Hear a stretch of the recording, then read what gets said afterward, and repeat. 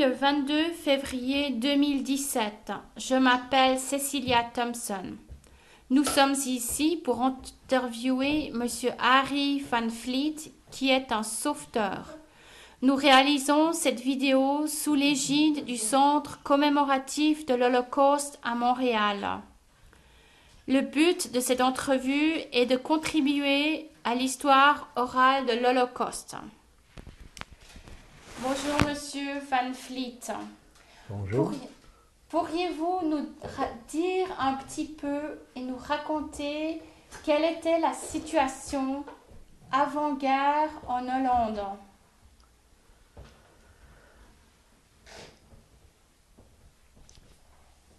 Il y avait à peu près 140 000 juifs en Hollande et puis ils étaient très intégrés dans la population. Les juifs n'étaient pas une race, c'était une religion. Et ils vivaient surtout à Amsterdam, Rotterdam, La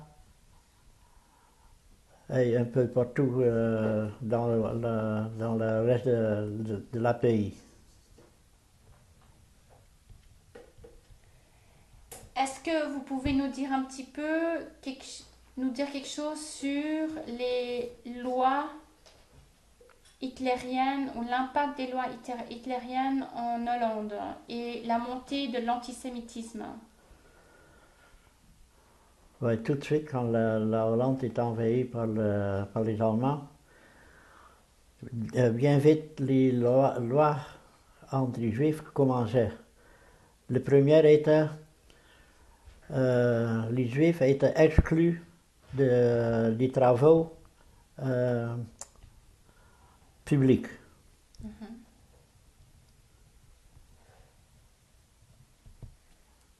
Ensuite, les juifs, il n'y avait plus de droit de se trouver dans les places publiques.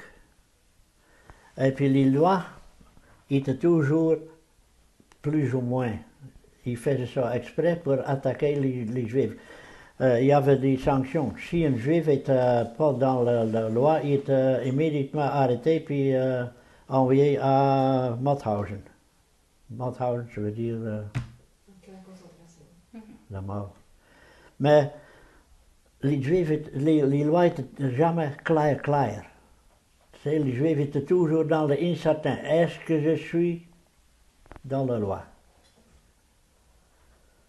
Ensuite, les juifs, il n'y avait plus dans le public. Ça veut dire qu'ils ne pouvaient pas embarquer dans les trains ou je ne sais pas trop quoi. Et puis, il n'y avait plus de droit d'avoir des moyens de transport. Ensuite, ils étaient obligés de porter la fameuse étoile juive. Ça, c'est un coup très dur pour les juifs parce que là, ils étaient séparés de l'autre famille, de l'autre population. Tu sais, ils n'étaient plus les Hollandais, c'était les juifs. Ouais, ensuite, il n'y avait plus le droit d'avoir de propriété. En tout cas, de plus ou moins, la vie pour les juifs était impossible. Ils ne pouvaient plus travailler pour d'autres personnes que les juifs. Et les autres personnes n'avaient pas le droit de travailler pour les juifs. Ça veut dire un docteur juif pouvait rien pratiquer ses clients juifs, pas d'autres. Mais qu'est-ce qu'il y a encore? Est-ce que votre famille a été affectée par cette montée de l'antisémitisme et si oui, comment? Un peu, parce que mon père, dans le temps, il y avait une ferme laitière, mais aussi engraissement des animaux. Et puis il y avait pas mal de juifs commerçants dans les animaux. Comme ça, mon père, de temps en temps, il y avait un contact avec les juifs. Là. Et puis, quand mon père est décédé, c'est mes frères qui ont pris la ferme en main. Là.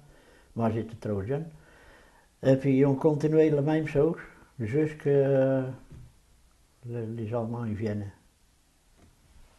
Et puis là, Les Juifs n'avaient pas le droit d'avoir un commerce. Les Juifs n'avaient même pas le droit de marcher sur les trottoirs, sur la rue. C'est complètement séparé de l'autre population. Et puis nous autres, on voyait ça. Et puis on trouvait ça terrible, mais qu'est-ce qu'on pouvait faire? Jusqu'à un moment donné, si je vais trop loin, ou ça vous intéresse, arrête-moi là. À un moment donné, il y avait deux personnes qui demandaient une bouteille de lait. Et puis, au lieu de partir avec la bouteille de lait, ils commencent à parler de toutes sortes de choses. Une semaine plus tard, ils reviennent encore. C'était la même chose, demande une bouteille de lait, mais parler. Et puis la troisième semaine, la deuxième semaine, on se doute quelque chose, c'est qu'est-ce qu'ils veulent eux autres là? On avait un peu peur d'eux autres. Puis la troisième semaine, mon frère Piet, il demande, qui êtes-vous? Qu'est-ce que vous voulez? Parce que vous ne venez pas pour la bouteille de lait. Puis là, il dit, vous avez raison. Nous sommes dans la résistance, puis on a deux personnes qui sont cherchées par les Allemands pour être tuées. Et puis on demande une place pour cacher. Mais pour montrer qu'on dit la vérité, on est dans la police de La Haye, puis demain on va venir en uniforme. Mais pas rien qu'en uniforme, on va être armé aussi. Parce qu'un uniforme on peut louer. Mais une arme, en 1943, c'était impossible. Puis le lendemain, les deux viennent, un en uniforme, l'autre en civil. Et puis ils montrent ce badge de police, puis son permis d'armes, puis ils montrent son arme, puis tout ça, tout en ordre.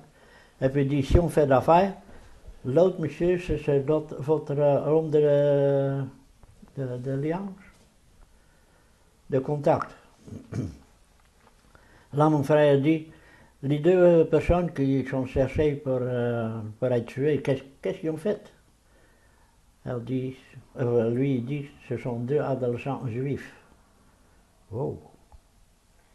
Donc ça, c'était l'arrivée de deux garçons dont on vous demandait de les cacher. Oui. Avant peut-être de raconter un petit peu l'histoire des deux garçons, est-ce que vous pouvez nous dire quelque chose sur votre famille? Comment est-ce que vous viviez? Dans quel village? Qu'est-ce que faisaient vos parents? Comment est-ce qu'ils ont... quelle était leur situation avant la guerre? Avant la guerre? Oui. Ben, avant la guerre, on peut travailler tout pour notre père, autrement dit.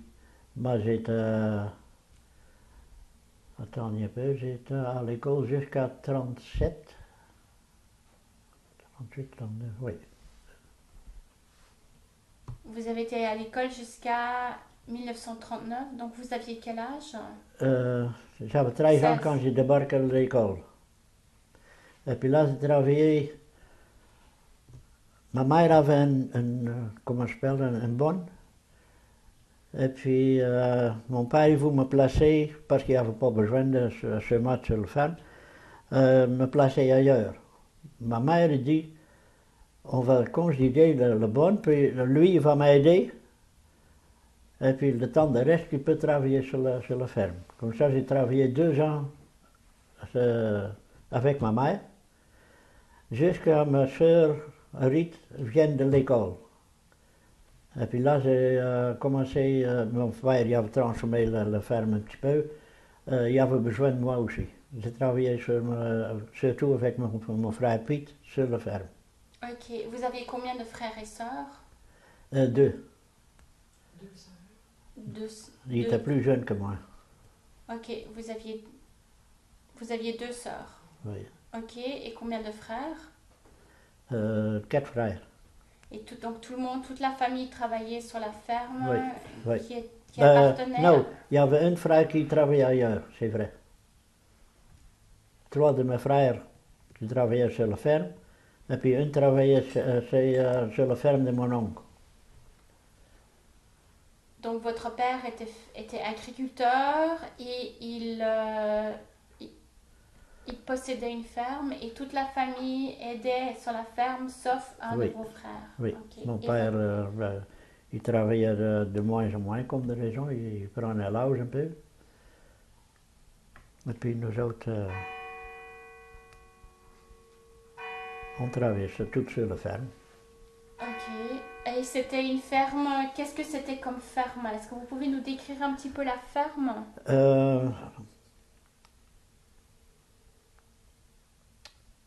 Le ferme, il y avait deux revenus.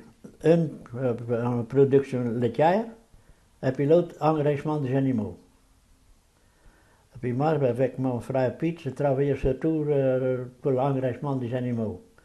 Mon frère Geert travaillait surtout dans les cochons, et mon frère Cor, avec mon père, dans les animaux laitières.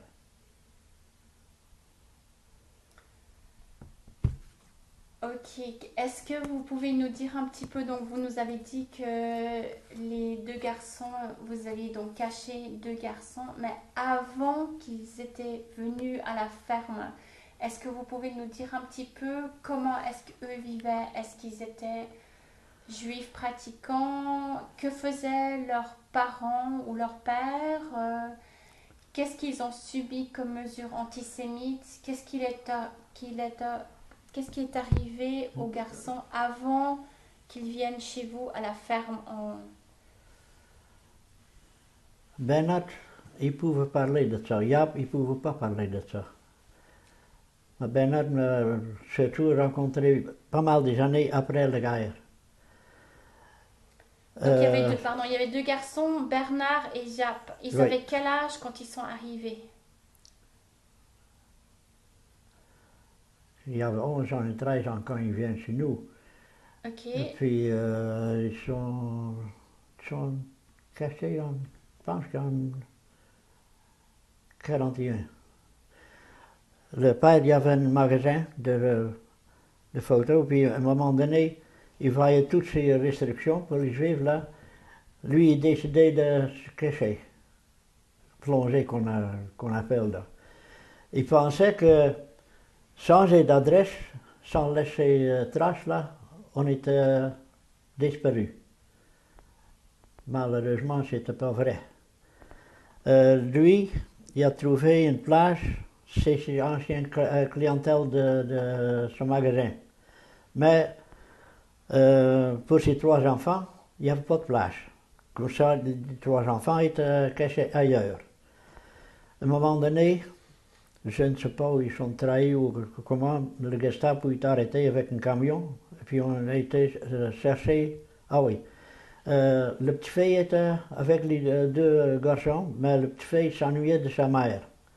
Et puis à un moment donné, la madame où il était caché, il dit, ben, le petit fille, on peut venir aussi avec ses parents.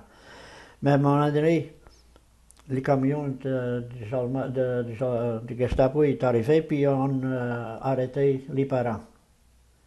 Et puis là, il y a quelqu'un qui a averti les gars de changer de place immédiatement parce que ça se peut que les parents sont forcés de dire qu'il y avait des enfants ailleurs. Et là, les enfants ils sont placés d'une place à l'autre, deux fois ils étaient séparés, deux fois ils étaient ensemble, puis il a été à 7 places, puis là il était à 6 places, là il était arrivé chez Stolte.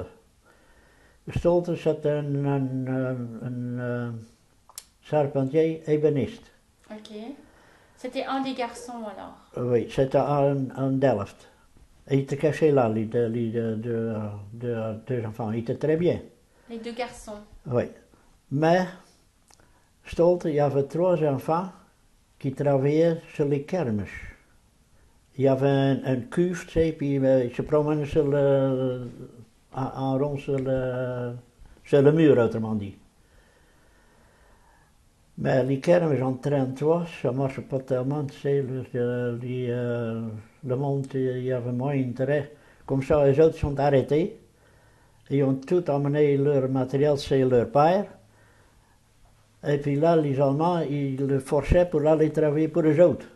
Et puis ils ne voulaient pas. Ils ne voulaient pas aller travailler pour les Allemands, les garçons.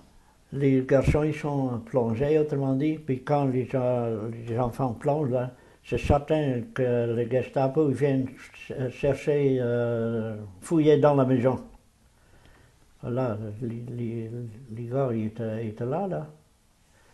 Ils ne pouvaient pas rester là. Là, il y avait une commence de résistance. Et puis le monsieur Stolte, il a pris contact avec ce monsieur-là. Et puis le monsieur, il avait une adresse à Utrecht. C'était une fille qui avait une manège avec les chevaux. Et puis les Allemands, ils ont pris le manège pour mettre leurs chevaux là-bas. Et puis la fille disait qu'elle cachait les Juifs. Normalement, c'est une place idéale parce qu'on ne cherche pas les Juifs parmi les Allemands. Mais le maire de cette fille-là travaillait pour le Gestapo. Et puis la fille vient des Juifs. Et puis quand les Juifs étaient arrivés avec leur avoir, le maire dénonçait les Juifs, il ramassait le prime et puis pouvait garder l'avoir des Juifs. Puis à un moment donné, les deux garçons étaient là, et puis il y avait une autre famille juive qui était rentrée là. Et ils étaient très mal placés, tu sais. Il n'y avait pas de place pour bouger, puis je ne sais pas trop quoi.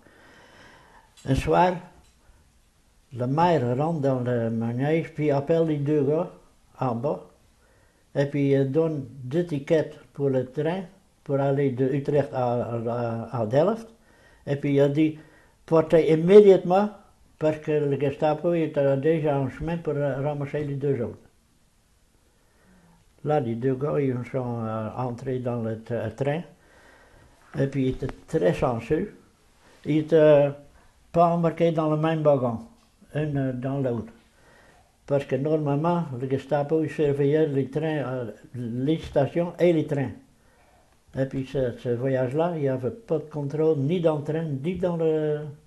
Et puis là, il arrivait encore chez Stolte.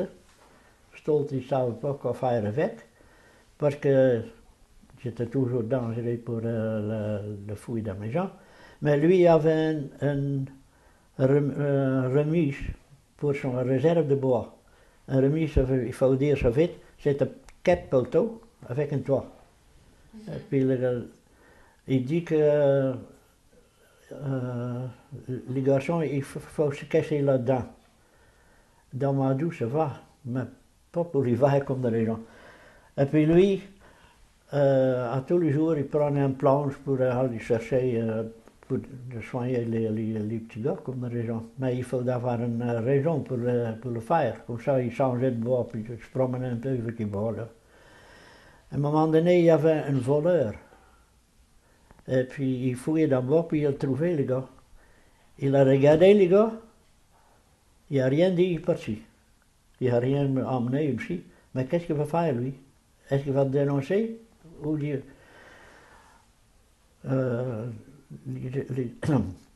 les gars, ils n'ont pas bougé, ils restaient là, puis il n'y a pas eu de suite. Pour moi, le gars, il n'a pas dénoncé rien. Mais, c'est pressé, les gars, il faut qu'ils partent tout de suite là-bas. Et puis là, ce sont les deux gars qui sont venus chez nous. Pourquoi ils sont venus chez nous? Je ne sais pas. Pourquoi il a choisi... Et donc ça, c'est les deux garçons. Et la fille, qu'est-ce qui est devenu la fille, hein? Leur sœur, leur petite sœur? La sœur est emmenée avec les parents. Quand les parents ils sont arrêtés par le Gestapo, la sœur aussi est arrêtée. Donc la sœur était avec les parents. Et qu'est-ce qui s'est passé avec les parents? Les parents ont été envoyés en camp? Il est arrêté. C'est tout que je sais, qu'on sait. Mais on savait que les Juifs étaient tous déplacés dans l'Est, mais dans l'Est c'était On savait qu'il était détruit, mais on ne savait pas comment. Vous ne connaissiez pas les détails. Non. Très bien. Donc, les deux garçons, Bernard et Jacques, sont venus chez vous à la ferme Oui, à travers ces deux messieurs. oui. Est-ce que vous aviez eu peur que cette histoire n'était pas... Est-ce que vous aviez eu peur à ce moment-là? Parce que vous connaissiez Bah, pas les garçons. oui, Et vous connaissiez... Est-ce que vous connaissiez les deux messieurs qui sont venus à la ferme? On savait quel risque on prenait, mais c'était pour 2 semaines. Quand mon frère demandait qu'est-ce qu'ils ont fait, les gars, pour être cherchés pour détruire, les autres disent que ce sont 2 adolescents juifs. Oh, parce qu'on savait qu'est-ce qu'il y a. Là, mon frère dit, on va parler entre nous autres. Puis là, le monsieur il dit, faites ça vite, parce que ça presse. Mon frère il dit, demain matin, on sait. Et puis là, on a parlé entre eux. Qu'est-ce que les autres, il a parlé entre eux autres, je ne sais pas. Mais à un moment donné, Pierre, mon frère, là, il me demande, qu'est-ce que tu en penses? Et c'était quoi votre réponse? Moi, j'étais peut-être un peu influencé par la mauvaise annonce des Allemands. J'ai dit, Pierre, on risque notre vie maintenant, puis peut-être plus tard, eux autres, ils profitent de nous autres. Là, Pierre me dit, on va virer les choses à l'envers. C'est toi qui as cherché. Oh là là. Tu n'aimerais pas qu'il y ait quelqu'un qui t'aide? Je pense un petit peu, j'ai dit, Pierre va le faire. Moi, j'étais le seul qui était contre. Et vos parents, votre père était décédé? Mon père était décédé, puis ma mère était en phase terminale. Et puis, le matin qu'on a dit qu'on va le faire, ma mère était exposée dans le salon. Puis dans l'après-midi, le monsieur qui était le contact là, il vient avec les deux petits gars. Et puis là, quand on voyait les deux petits gars, on voyait que c'était les types vraiment juifs. Il y en a, tu sais, qui sont très juifs, d'autres qui sont moins. Et puis là, on a dit, qu'est-ce que vous arrive tout de suite dans une autre chambre. Ça donne bien parce qu'il y avait beaucoup de va-et-vient. Tu sais, ça ne paraissait pas que les gars étaient arrivés. Mais on dit, qu'est-ce que vous dans puis montrez-vous pas sur le fenêtre. Mais là, les gars, ils savaient déjà que c'était comme ça. Et puis le lendemain, après l'enterrement de ma mère, on disait Pierre disait à les gars, tu peux aller jouer dehors. Mais quand il y a quelqu'un là, éloignez-vous, mais pas mais seulement en jouant, pas en que je parle comme une fuite. Comme ça, on ne donnait pas l'impression qu'ils essayaient de fuir ou qu'ils se sauvaient, mais que ça faisait partie du jeu, c'est oui. ça? Oui, oui, okay. Oui. Donc il fallait qu'ils rentrent dans la maison s'il y avait quelqu'un qui venait à la ferme. Puis les gars, ils ne savaient pas qu'est-ce qui leur arrivait. Ils pouvaient aller jouer dehors. Mais ça n'a pas duré longtemps. Parce que j'avais une tante qui dans le même village, elle vient voir où elle pouvait aider mes deux soeurs pour tenir la maison, parce que ce n'était pas une affaire facile avec toutes les restrictions. Il n'y avait pas d'assez de manger, il y avait des tickets partout, puis des fois il n'y avait même rien pour les tickets. Et puis elle vit les deux petits gars. Mais elle est rentrée avec mon frère dans la maison, je ne sais pas ce qu'il a parlé. Mais en tout cas, ma tante sort, prend son bicycle, puis elle dit, tantôt il y avait deux petits gars ici. Qu'est-ce que c'est ça? Mon frère dit, ben ce sont deux gars de la haie, ils ont faim. Et puis mec à l'école, il commence tantôt, c'était dans Madou, ils vont partir. Elle dit, ben Die jongen leidde juif. Pierre il rit un peu, il dit que c'était pas vrai, puis bon, en tout cas, elle est partie. Mais ça, c'est un avertissement, là. Parce que tous les voisinages alentour de nous autres, c'était de bon côté. Mais quand c'est un juif, c'était quelque chose de sensationnel, parce que c'était très dangereux. Quand le voisin il sait que les juifs, il va dire à son ami, hey, les Van Vliet, qu'est-ce que les juifs? Mais il ne faut rien dire. Hein? Mais l'ami est un ami, puis un ami est un ami, puis en fin de compte, ça tombe dans les mauvaises oreilles, puis on est mort. Tout aussi simple que ça. Comme ça, et ma tante, elle avait une expérience, parce que quand elle était jeune fille, elle a travaillé dans un salon laitier, là, tu sais, et puis il y avait des clientèles juives. Comme ça, elle savait bien que qu'est-ce qu'il y a une personne qui est juive. Est-ce que vous aviez peur que les voisins ou des amis ou d'autres personnes dans le village trahissent? Oui, oui. Pas au début, parce que, ouais, comment expliquer ça?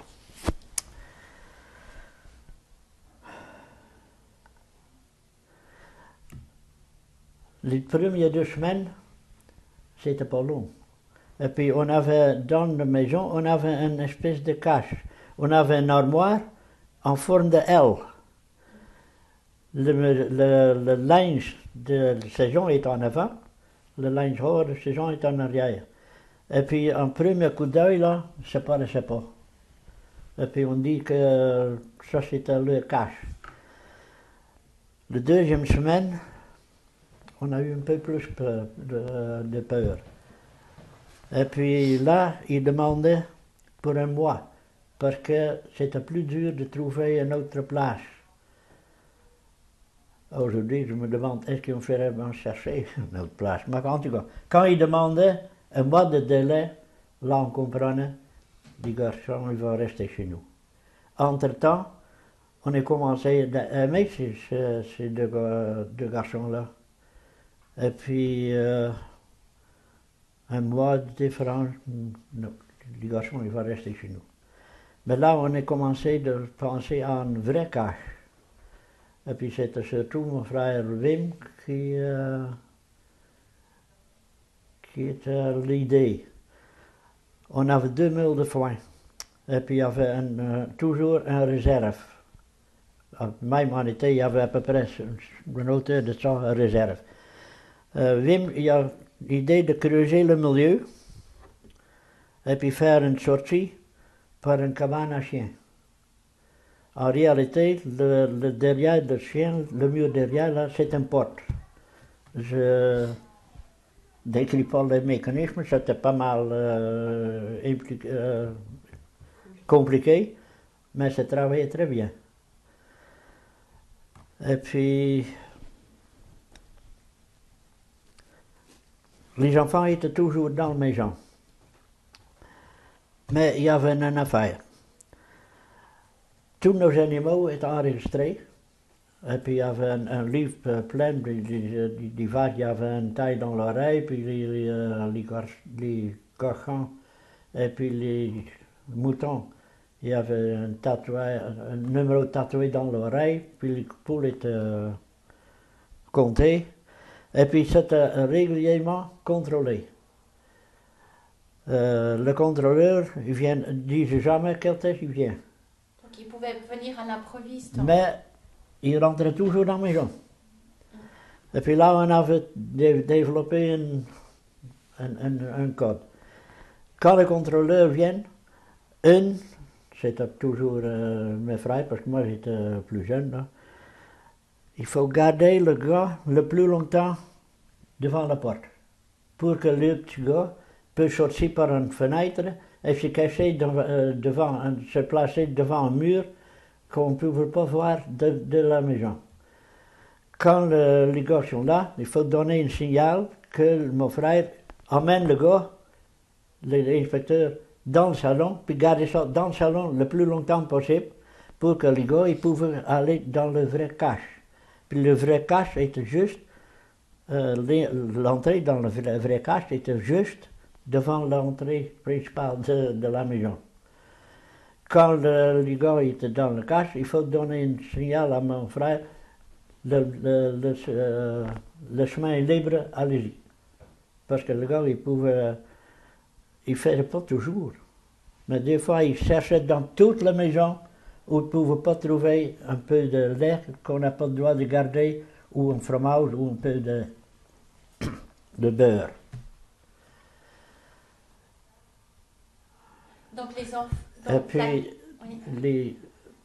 dans la maison, on avait une fenêtre que notre ferme était assez loin de la route. Et puis on avait une fenêtre, on avait une excellente vue sur l'allée. Et puis quand quelqu'un rentrait dans l'allée, on avait le temps pour réagir tout de suite. Et puis là aussi, c'était un code. Un étranger, il ne rentre jamais chez nous dans la maison. Toutes les affaires étaient réglées dehors. Si c'est un membre de la famille, ben, les gars, il faut qu'ils ramassent toutes leurs affaires puis ils se cachent dans le fameux armoire là. Mais quand c'est un uniforme, soit en police ou un Gestapo ou un Allemand, il faut aller tout de suite dans le vrai cache. Et puis, c'est arrivé une fois, mon frère Wim, il règle l'affaire avec un vétérinaire. Toen de coup, les deux, quand ils fauchent entre les autres, là, mon frère, il savait qu'il y a un danger à mort qui vient, mais il ne savait pas quoi. Lui, il a pris vraiment panique, une vraie panique. Parce que le vétérinaire a vu les deux garçons. Oui, parce qu'il voyait que les gars, ils rentrent dans le cache. Quand les Allemands, ils donnent un peu de pression sur le vétérinaire, lui, il peut facilement dire qu'ils sont là, parce que lui, c'était pas son affaire. Mais nous autres, étions morts, comme de raison. Mon frère, il a pris le vétérinaire par le collet, puis l'a traîné dans la cave, et puis il a dit, quand tu dis un mot, qu'est-ce que tu as vu là, tu es mort. Malheureusement, on ne savait pas une affaire. Le vétérinaire lui-même travaillait pour le Gestapo, pour la résistance. Mais mon frère, il était tellement en panique qu'il n'a jamais se débarrassé de cette peur-là. Après la guerre, il n'a jamais été capable de parler de ça. Ses enfants, ils ne savaient rien de cette histoire-là. Et puis quand les deux petits gars, plus tard, ils viennent en visite, lui encore, pour une couple de semaines, il y avait du cauchemar. Oui. Ah, lui, il était très marqué pour ça. Beaucoup plus que les autres.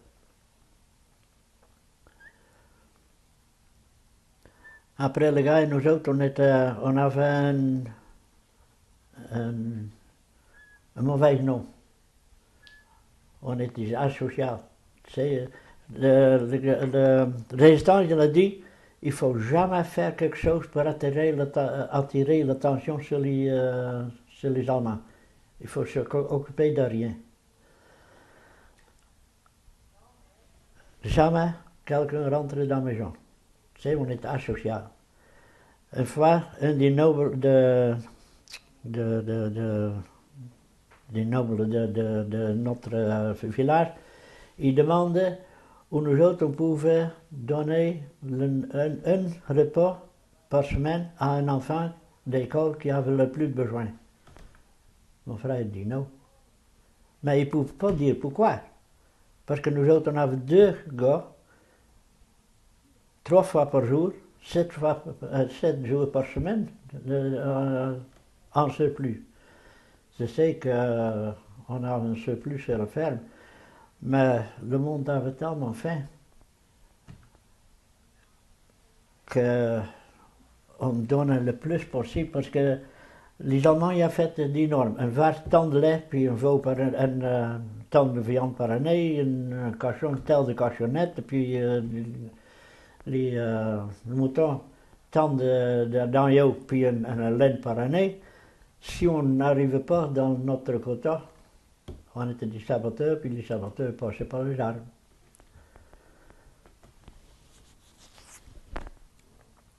Qu'est-ce que vous faisiez? Est-ce que pour les repas, donc il y avait de la nourriture à la ferme, est-ce que vous aviez aussi des coupons Oui, de rationnement? oui, puis Mais vous n'aviez pas assez de coupons, vous aviez 7 coupons chaque fois pour la famille, mais pas deux de la plus. résistance, il nous donnait deux fois des coupons. Parce que la résistance, il faisait des hold-up dans les bureaux de coupons, là. Puis quand il avait fait un bon hold-up, là, il y avait des coupons. Mais ça, on a encore une affaire, il faut faire attention. Il faut acheter le produit sur ces coupons-là ailleurs. Parce que dans le village, je savais très bien, on était 7, pas 9 personnes. Donc vous alliez dans un Et autre puis, village pour acheter la nourriture dont vous aviez besoin alors? Ou les denrées que vous aviez besoin? En réalité, on pouvait assez manger.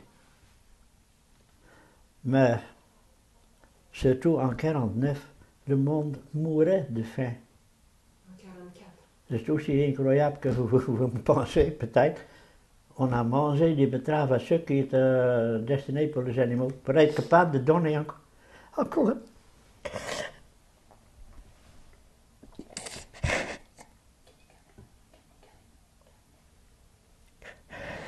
Attendez, vous voulez continuer l'histoire alors? Prenez une pause, c'est quand même dur.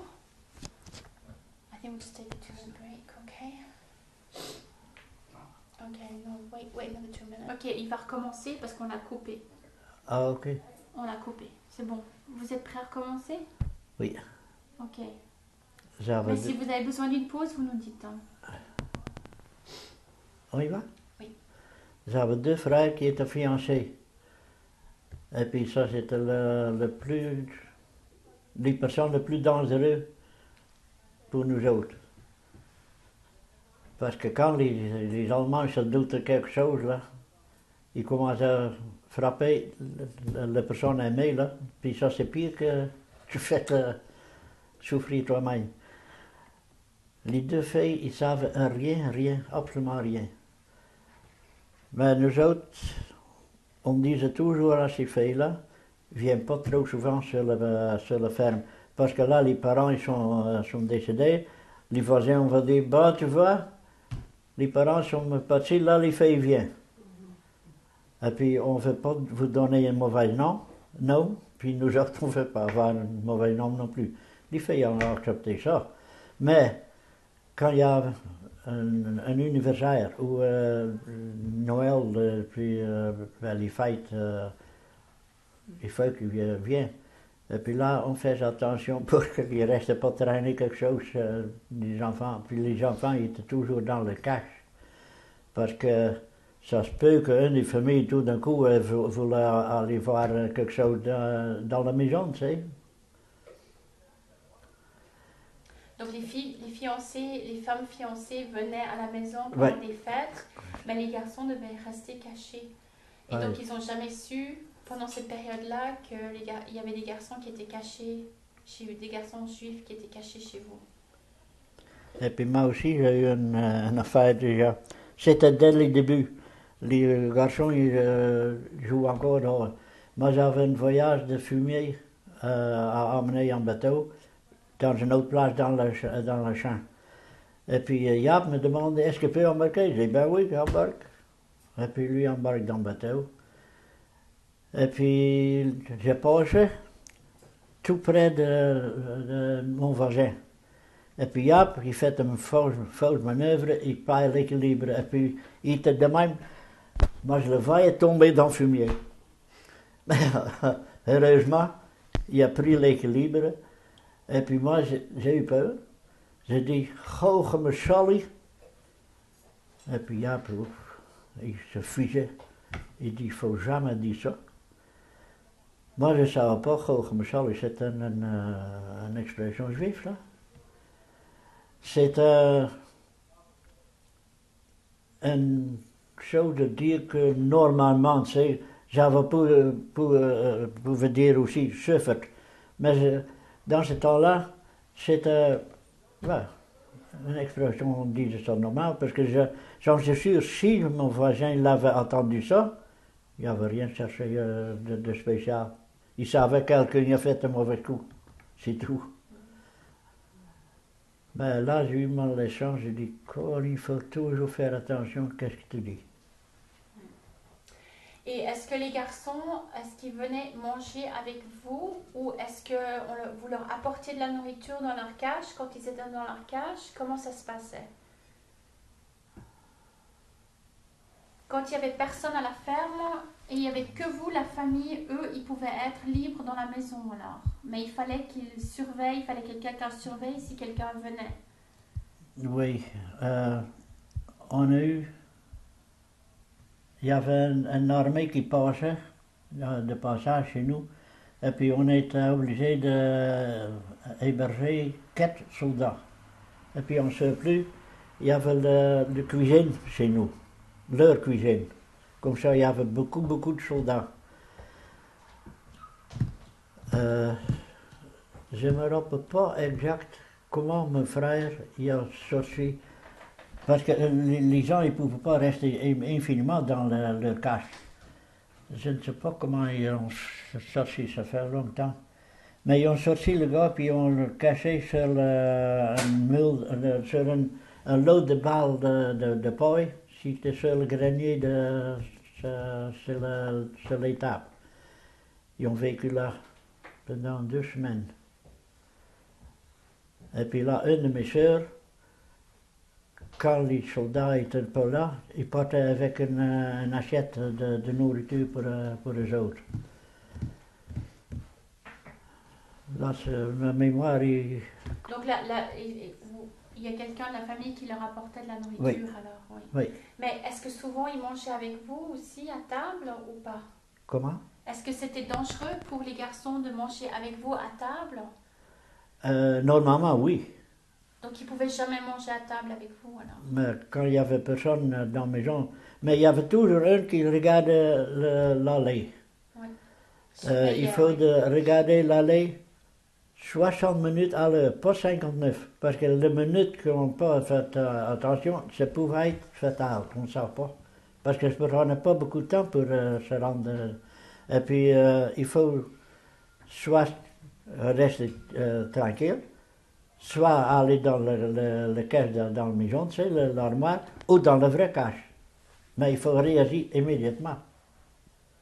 Est-ce que vous avez est-ce que vous aviez pu discuter avec les garçons, échanger avec eux? Comment est-ce qu'ils se sentaient, eux, les garçons? Est-ce que vous vous rappelez de moments où vous pouviez discuter avec eux ou ces moments étaient rares? C'était surtout ma soeur Tau qui s'occupait de ça. Parce que les gens de 11 et 13 ans, pleins d'énergie, ils ne pouvaient pas se défouler, ils étaient toujours dans la maison. Ils ne pouvaient pas ailleurs. Toujours regarder. C'est ma soeur aussi qui le faisait ça. En tout cas, mes soeurs se pensaient de toutes sortes de choses pour s'occuper, pour faire occuper les enfants. Parce que l'ennui était toujours là. Tu sais, ils ne savent pas quoi faire. On n'avait pas de livres pour les enfants non plus. On ne pouvait pas aller chercher les livres chez la bibliothèque non plus parce qu'on était tous des adultes. Donc que faisaient les garçons la journée alors? Est-ce qu'ils avaient des jeux? Est-ce qu'ils jouaient aux cartes? Au début,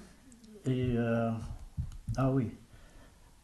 On a sécurisé notre ferme aussi parce qu'il y avait 3 façons d'arriver sur la ferme. Et puis mon père était président de la ferme, il était décédé.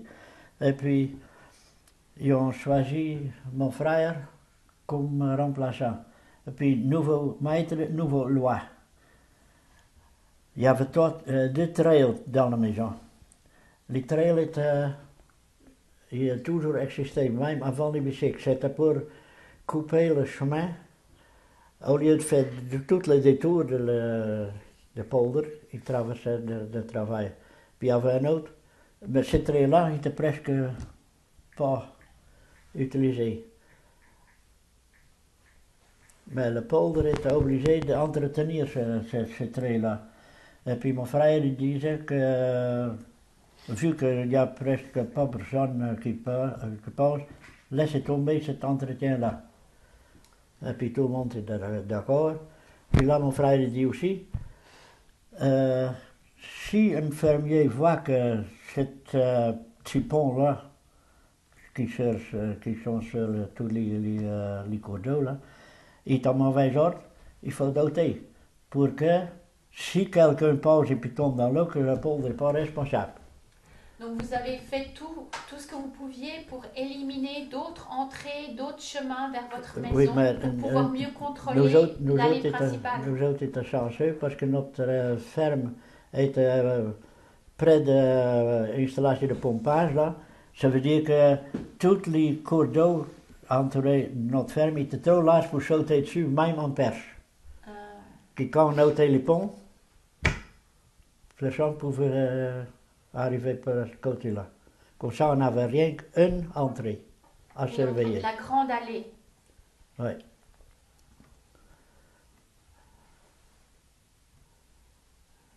Voudrais-tu parler du curé, papa? Ah oui. Ça, c'était la pire période qu'on a vécue. Le curé, il a caché les Juifs lui aussi. Et puis, il était dans la résistance, il savait que les Juifs étaient chez nous. Et puis, à un moment donné, le Gestapo est arrivé chez lui, puis ils l'ont arrêté. Ils ont arrêté le curé, oui. Ils ont arrêté le curé. Et puis là, on a eu une peur, c'est pas croyable, parce que les Allemands, ils avaient des moyens pour faire parler les personnes. Et puis le curé, il savait qui était chez nous. Mais le curé est arrêté par le Gestapo, et puis mis dans une prison pour les personnes, comment on dit ça, politiques. Il n'a jamais interviewé. Et puis à un moment donné, après un certain temps, il est transféré dans un camp de concentration en Hollande. Et puis avec l'anniversaire de Hitler, le commandant dit, vous avez un nom allemand, vous pouvez aller chez vous. Il était bien maigri, mais si on avait su ça, quand il est arrêté là, on attendait jour et nuit, surtout la nuit, le Gestapo arrivait chez nous. Parce que vous pensiez que le curé ils allaient forcer le curé à parler. Il va forcer à parler parce que c'était presque impossible de ne pas parler. Quand il était arrêté, par un Gestapo, normalement on est un homme fini. Le Gestapo, il avait toujours raison. Capable ou pas capable, il n'y a pas de différence. Quand tu ne mourras jamais pendant l'interrogatoire, parce qu'un mort ne peut pas parler. Mais quand il n'y a rien trouvé, il n'y a pas de différence. Dans les meilleures conditions, tu pouvais te rentrer à l'hôpital pour te faire soigner, mais normalement, il t'a envoyé dans un camp de concentration, puis là... Et le curé a été arrêté parce qu'il cachait des juifs aussi lui-même. Pourquoi est-ce qu'il est arrêté, le curé? Pourquoi le Gestapo est chez lui, je ne sais pas. Peut-être qu'ils ont eu un indice qu'il y avait des juifs là-bas. Les juifs étaient déjà partis, par exemple. Les juifs étaient partis, mais il avait hébergé une famille juive. Mais pourquoi le Gestapo l'a arrêté? Je veux dire, pourquoi ils sont venus chercher chez lui, je ne sais pas. Peut-être quelqu'un y a parlé. Et est-ce qu'il a subi des interrogatoires, le prêtre?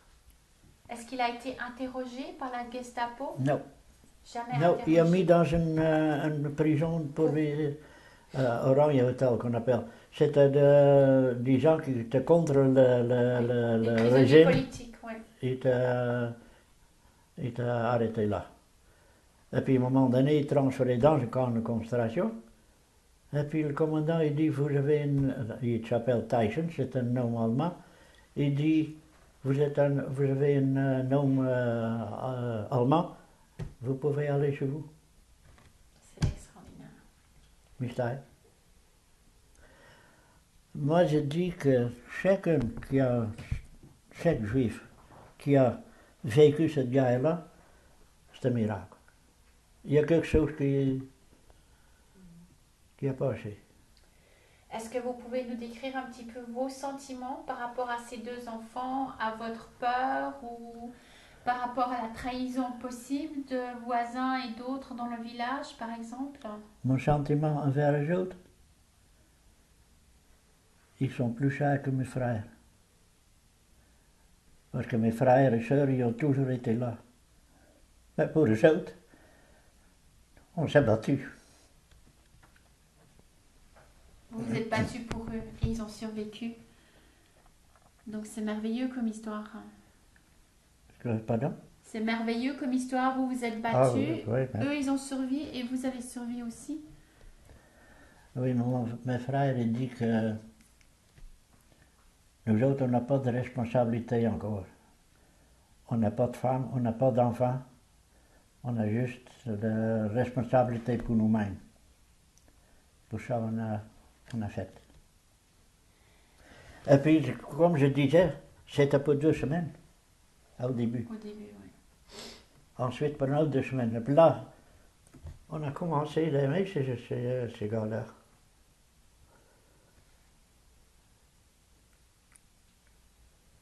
Est-ce que vous pouvez nous décrire un petit peu comment eux ils étaient? Est-ce qu'ils aidaient un peu dans la maison quand ils pouvaient? Est-ce que les Ben, deux c'est étaient comme sympathiques comme je envers disais la famille? Comme je disais tantôt, il était à cette place, puis heureusement, il y a lui Van Vliet. Jaap, il m'a dit, quand ils viennent à pied, quand ils viennent chez nous, ils se demandent est-ce que c'est pour une nuit, ou pour un jour, ou pour une semaine. Il y avait l'expérience que c'est jamais stable. Et puis Ben m'a dit une fois, pas mal des années après la guerre, quand on était chez eux, la nuit, quand c'est Ben tranquille, il regardait dehors. Ah oui, au début, il couchait dans la maison, hein? Mais plus tard, les autres se trouvent plus en sécurité, trouvés cachés dans le cache. Là, on a fait un matelas, puis en tout cas, ils pouvaient se coucher là.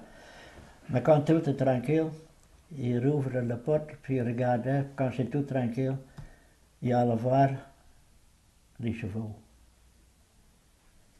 Et puis il racontait leur misère à les chevaux.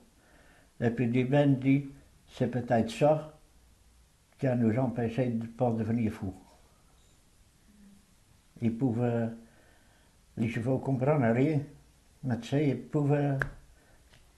Et puis dernièrement, Ben il a dit que des fois quand il n'y avait pas de soleil, et puis tout est tranquille, la nuit il sortait puis il faisait le tour sur la ferme. Pas de lune, c'était. Qu'est-ce qui s'est passé alors? À la fin de la guerre, qu'est-ce qui s'est passé? Donc, eux, qu'est-ce qu'ils ont fait, les garçons? Quand on avait dit que la guerre est finie,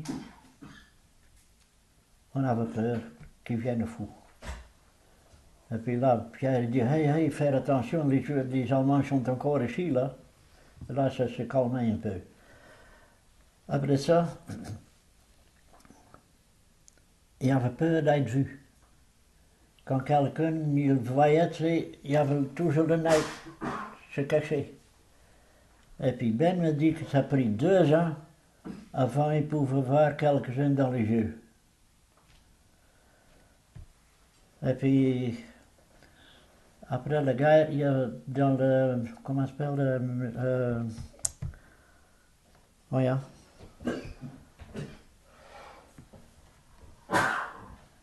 een blond maar. Les maisons de mairie, là, de village, il y avait toute une liste de personnes qui cherchaient une personne. Et puis les autres, ils ont allé voir tous les jours cette liste-là. Et puis à un moment donné, je ne sais pas comment ça se fait, qu'ils ont trouvé une tante. Cette tante-là était cachée dans une autre province, et puis elle avait tout perdu. Son mari, ses enfants, et puis elle était suicidaire. Il y avait, c'était pas exceptionnel, il y avait plusieurs personnes qui étaient suicidaires. Ils disaient que tous les autres sont morts, pourquoi je vis encore? J'ai pas le droit de vivre. Puis elle était comme ça aussi. Mais là, c'était quelques semaines après la guerre, il y avait déjà un commencement des Juifs qui se commençaient à organiser. Puis les autres disent, toi tu vas prendre soin de ces deux garçons-là. Et puis c'est ça qu'elle a fait. Et puis elle a pris ces deux garçons chez elle, puis elle a dit tout de suite à ces garçons-là, il faut aller à Israël. Parce qu'en Europe, il n'y a plus d'avenir pour les Juifs. Donc les garçons ont été vivre chez une des tantes. Oui, puis les enfants ils allaient à l'école aussi. Mais il y avait 3 ans de retard. Comme ça, ils étaient trop grands pour le pupitre, ils ne pouvaient rien rentrer de travail. Ils étaient trop grands pour les autres élèves, comme les gens. Et puis, ils étaient trop gras. Chez nous, il y avait eu un peu plus de manger que les gens dans la haie, là. Dans la ville, oui. C'est- Et ils sont partis donc ils sont partis en Israël ou ils ont été autrement? Jaap est parti en Israël en 1950, mais il n'a pas réussi. Lui est revenu après quelque temps. Là, c'est Ben qui a été, dans la même année par exemple. Et lui a pris racine, autrement dit. Puis a fait venir son frère. Et puis Bernard est devenu professeur anglais, puis histoire. Et puis Jaap est devenu professeur anglais pour les enfants qui ont des difficultés pour apprendre. Et ils se sont mariés en Israël? Oui. Et puis nous autres, on a été en Israël. Et puis on a voyagé pas mal avec eux autres là. Et puis pour moi, c'était des bons professeurs. Parce que partout, tout le coup, quelqu'un vient le saluer comme professeur, pour leur ancien professeur. Moi, je dis quand il n'y a pas un bon professeur, les élèves, ils l'avaient oublié. Est-ce que Bernard et Jaap, est-ce qu'ils avaient eu des nouvelles après la guerre de leur mère et père et sœurs ou pas? Non. Qu'est-ce qui s'est passé? Ils ne le Non. savent pas. Pendant la guerre, il avait complètement perdu l'espoir. Et puis, après la guerre, quelques juifs y ont vécu le camp de concentration. Là, à un moment donné, il y avait un espoir, peut-être, mais ça n'a pas duré longtemps. Il n'y a personne qui avait rencontré les parents Non, dans un ils savent camp de absolument concentration. Ils ne savent pas du tout ce qui s'est passé. Où ils sont gazés, où ils sont... non, ils savent absolument rien. Ils sont arrêtés, point. Et vous, alors, qu'est-ce que vous avez fait après la guerre? Comment? Vous, qu'est-ce que vous avez fait après la guerre? Moi, j'ai changé de métier. J'ai commencé à travailler chez les jardiniers.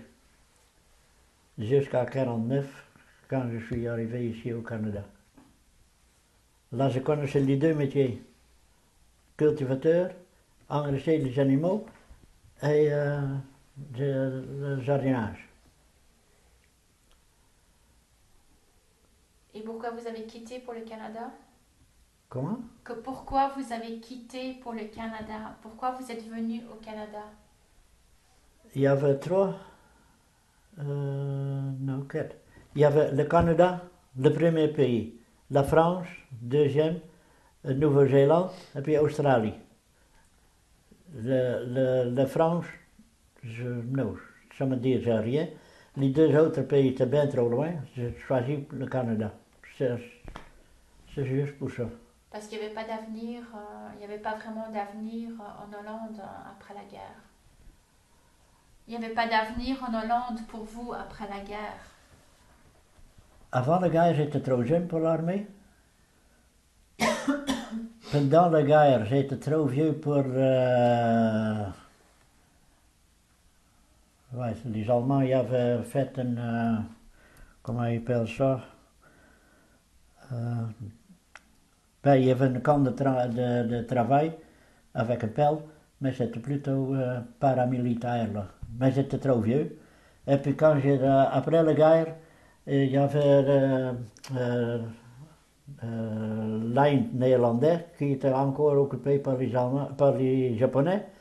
Je supposais que l'armée hollandaise allait libérer l'Inde néerlandais, mais j'étais juste un entrevue.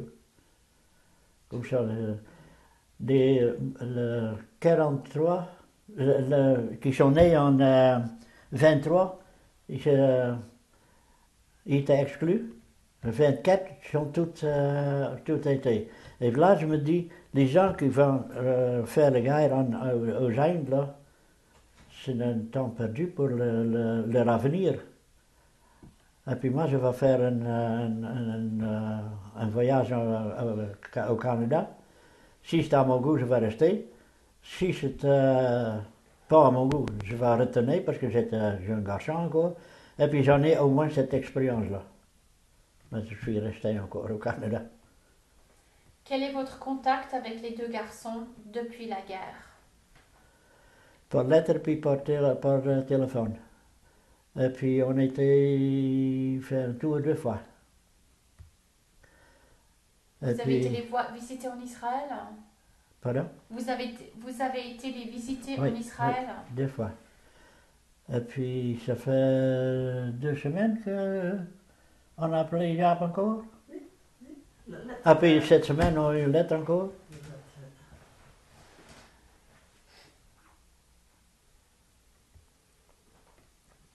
Et tu parlais de ta médaille, papa? Comment? Parler de ta médaille? Oui, la reconnaissance de l'État d'Israël pour ce que vous avez fait pendant la guerre, pour avoir sauvé des vies juives. Vous pouvez en parler un petit peu? La reconnaissance d'Israël? Quand on voyage en Israël, et puis les autres rencontrent quelqu'un qui dit toujours, ça c'est notre famille de plongeon, onderduikfamilie, de plongeon autrement dit, tous les portes se rouvrent. On est bien le bienvenu partout. Veux-tu parler de ta médaille? Oui, ça c'était en 80, oui. Et puis moi j'ai planté l'arbre aussi, quand on a reçu la médaille, on a le droit de planter un arbre sur le monde de mémoire, de Mathieu du héros. C'est moi qui ai planté l'arbre au nom de toute la famille. À Yad Vashem, À Yad Vashem. dans le jardin des justes. Mm.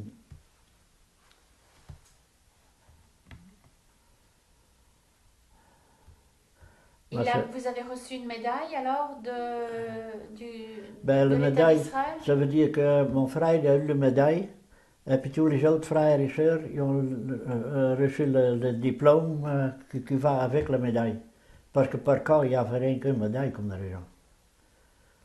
Et puis, mon frère, ouais, mon frère demandait enfin, quand je suis parti, qu'est-ce qu'on va faire avec la médaille? Là, j'ai dit, c'est Tao qui a s'occupé de plus que pour les enfants. Là, mon frère dit oui. Mais cette médaille-là, ça va rester dans la communauté.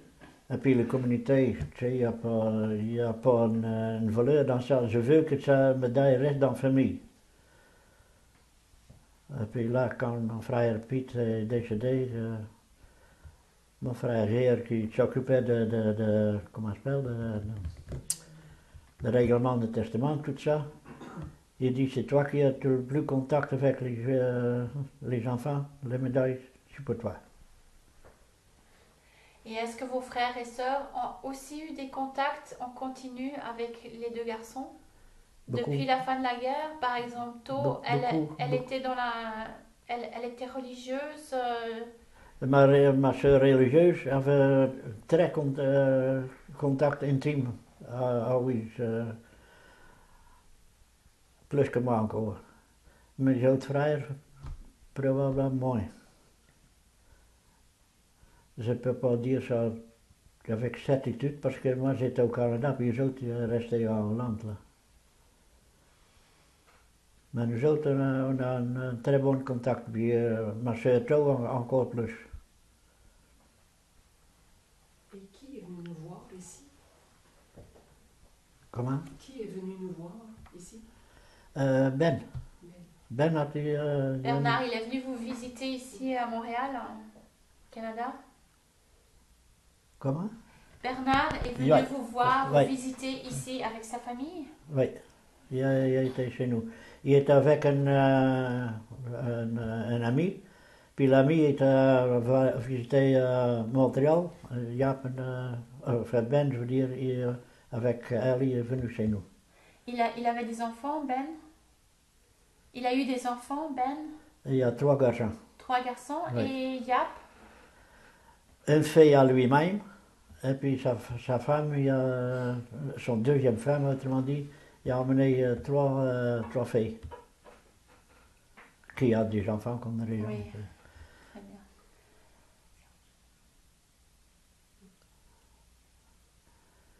Dans la médaille, c'est marqué celui qui sauve une vie, sauve un univers, un univers là. Quand on a planté la médaille. Sauve un juif, sauve un univers. Oui. Ouais. Quand j'ai planté l'arbre là-bas, j'ai vu que c'est vrai. Parce qu'on a vu les 2 garçons, et puis là c'était toute une famille. Toi tu étais là aussi, tu l'as vu? Ton broer Wim voelde mij pas la médaille. Parce que lui, Oh non, oh non. Il avait très peur. Lui, il a eu peur de sa vie quand il était avec le vétérinaire là. Il était capable de se débarrasser de cette peur-là. Il n'a jamais parlé avec ses Non. enfants. Il n'a jamais parlé avec ses enfants de cet événement, de cet incident avec le vétérinaire qui lui a donné tellement peur parce qu'il se sentait complètement responsable Ouais, il ne pouvait absolument pas D'avoir- parler de ça. d'avoir éventuellement trahi toute la famille et les 2 garçons. Il était vraiment en panique.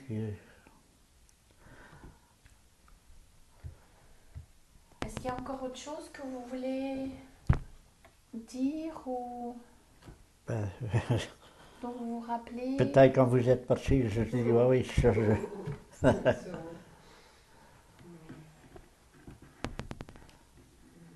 D'accord, ben je voudrais remercier Monsieur Harry Van Vliet. C'était Cecilia Thompson qui s'est entretenue avec Monsieur Harry Van Vliet concernant son expérience durant l'Holocauste. Cette entrevue sera déposée dans les archives du Centre commémoratif de l'Holocauste à Montréal. Le consul d'Israël dit ça très bien. Il dit, mes cerveaux, il n'y a pas la capacité de... comment il dit ça? La réalité est tellement irréelle que mes cerveaux, ils ne sont pas capables de comprendre qu'est-ce qui a passé. Et c'est vrai. Moi, je dis toujours, cette histoire-là n'est pas transférable. Non. Une personne ne peut pas s'imaginer la peur, le stress, Aussi le joie quand on a réussi, par exemple.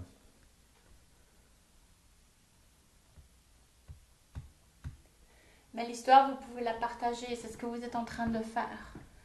Ce qui est important, c'est que d'autres en prennent connaissance de votre courage, de votre persévérance, et d'avoir pris tous ces risques pour deux garçons, des risques que vous avez pris pour votre famille et pour la survie Oui. de votre famille. Ma soeur Rite, par exemple, elle ne pouvait pas. C'était trop pour elle. Elle est partie. Elle est vivre ailleurs parce que le stress, elle était trop pour elle. Oui, c'est des histoires Et puis très émouvantes. tous très mes fortes. frères, ils ont eu quelque chose aussi. Mon frère Piet, par exemple, il avait acheté une ferme ailleurs. Puis quand il travaillait dans le champ, il regardait toujours la maison. Son employé il dit, pourquoi tu regardes toujours la maison? Parce que dans le temps, quand quelqu'un rentrait sur la ferme, il faut aller tout de suite s'occuper de ce gars-là, parce que c'est qui ça? Est-ce que c'est un inspecteur? Est-ce que c'est un commerçant? Ou est-ce que c'est un Gestapo ou je ne sais pas trop quoi. Et puis moi, je me dis toujours, je pense que j'en ai rien. Mais maintenant, je suis pas mal âgé. Je me rends compte que je ne sais jamais assez sur cette histoire-là. Ma femme me dit une fois, tu regardes toujours les films de guerre. Je dis oui. Ok, je vais voir aussi les films de guerre. Ça vous intéresse, oui. Mais les livres et puis les documents, je vais continuer. Ça ne peut pas déranger. Une fois, j'ai eu un livre, le titre, j'étais trompettiste à Auschwitz. Et puis à la fin, ce livre, il dit, si j'ai vu 100 films, si j'ai lu 100 livres, c'est pas assez. Je me dis, moi, je suis pareil. Oui, oui. Ben, je vous remercie beaucoup. Bienvenue, je regrette. Est-ce que vous pensez qu'on a couvert l'essentiel? Je crois que oui. Oui. Ok. Est-ce que j'ai oublié quelque chose? Parce que J'ai pas dit à mesure. Ça, on peut toujours jamais tout raconter de toute façon. Il faut toujours... perdu. Oui, les documents.